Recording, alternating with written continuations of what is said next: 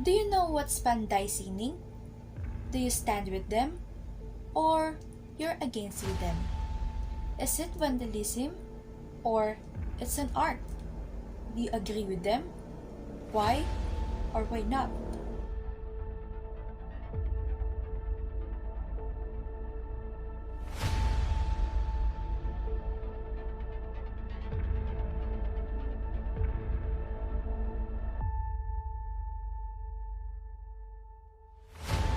Bago ang lahat, kilalanin muna natin kung sino nga ba ang panday sining. Panday sining is a national performing group of artists aiming to create art as a medium for progressive expression of national democracy. The group was part of Anak Bayan, which is a national democratic mass organization in the Philippines led by youth. As you can see in this photo, sinasabi dito na presyo ibaba, sahod itaas. Which is, may kabuluhan naman, may sense. Dahil dito sa Pilipinas, ang taas ng presyo ng mga bilihin, ngunit ang sahod ng kapwa nating Pilipino ay mababa lamang. Kaya naman, maraming Pilipino ang walang sapat na kakayahan na bumili dahil kinakapos sa pera. Ang sinasabi ng panday sining na presyo ibaba, sahod itaas ay simple ngunit mapanghamon na pahiwatig. Bukod rito, marami pa ang mga obra ng panday sining na kung titingnan mo ay isang simpleng salita lamang o isang vandalism lamang, ngunit may pahiwatig na nais iparating.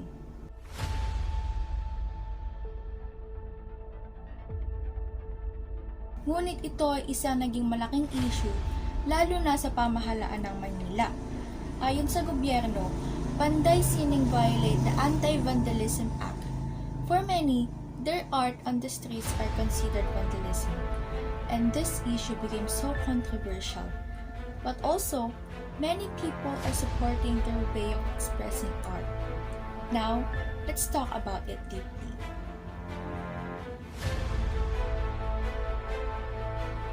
What is their point of doing this? What do the artists want to say? Obviously, their main point is to deliver a powerful message against the government.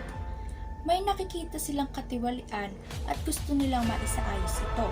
Kaya sa pamamaraan nila na ilagay ang mga mensahe nila sa kalye, naisip nila na maaari itong maging kapansin-pansin. Ginamit nila ang sining bilang kanilang panday. They want to address the issues in our country and at least give attention to it. They want to make a change and create a stand. Many people are considering them as an activist or the people who's against the government. Pero, bakit ka naman magiging aktivista kung walang mali sa gobyerno? Hindi ka naman siguro magiging against kung tama yung ginagawa nila. Ako, hindi ako aktivista. Ngunit nauunawaan ko na may dahilan naman siguro kung bakit maraming kabataan ang naging aktivista ngayon. Dahil may gusto silang ipaglaban. Pero minsan, yung way nila ng pagpapahiwatig ay nagdudulot ng threat sa iba. Pwedeng may masaktan sa rallies, madungisan ng mga gusali dahil sa vandalism, at marami pang iba. Pero di ba parang gusto lang naman nila na magkaroon ng maayos na pamahalaan? Upon searching the meaning of activist, they are the people who campaigns to bring about political or social change. Why is it threatening? It's threatening for the guilty politicians. Dito sa ginawa ng panday sining, iba't iba ang mga naging opinyon. Maraming nagsabi na mali ang ginagawa nila, pero marami rin ang sumusuporta sa kanila. But instead of giving attention to the message, the government give more attention for the vandalism of panday sining, which is something fishy. Furthermore, I saw a netizen post. He said, the government is not really against the vandalism, but for what is inside the message. Others also consider this selfish and inconsiderate. What are your thoughts about it? Take a stand and provide in-depth discussion. When do fighting for everyone's welfare become selfish? Siguro, para sa akin, tama ang mga pinaglalaban nila. Pero may mali rin sila sa naging way nila.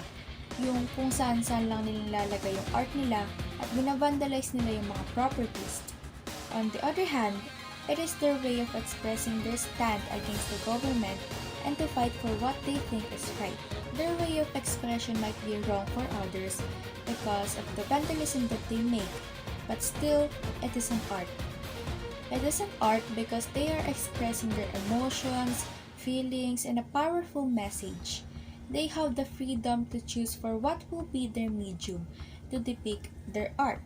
But for that, I think they need to be more responsible and show respect. All in all, Panday Sining just want to fight for what is right and to serve justice for everyone, for every Filipinos. And I think it is not selfish, but inconsiderate in terms of vandalism anywhere for the sake of their art.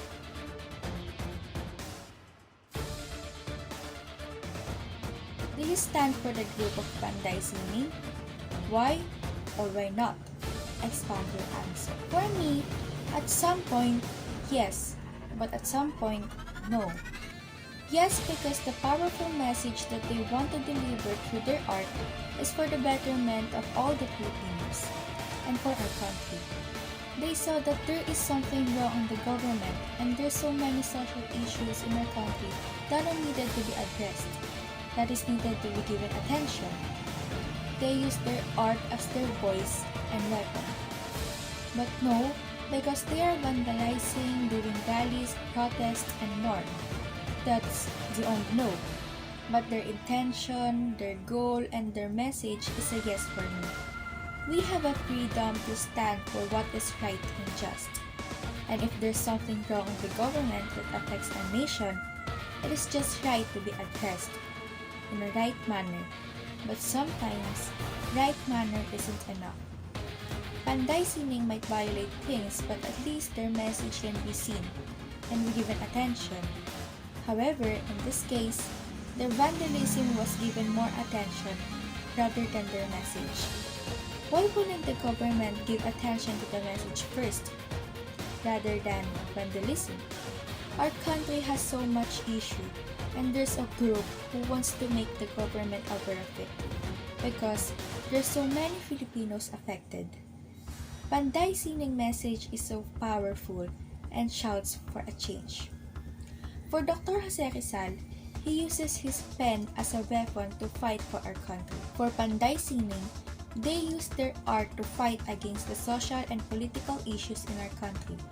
And I think that's their overall point of doing their art. The message of their art must be seen more than vandalism. For the issues in our country, it is just right to take an action, because if not, the situation will continuously occur. If there's no one to fight against the social issues, then how it will be solved? Importante ang boses ng bawat isa at ipaglaban kung ano ang tama sa tamang paraan.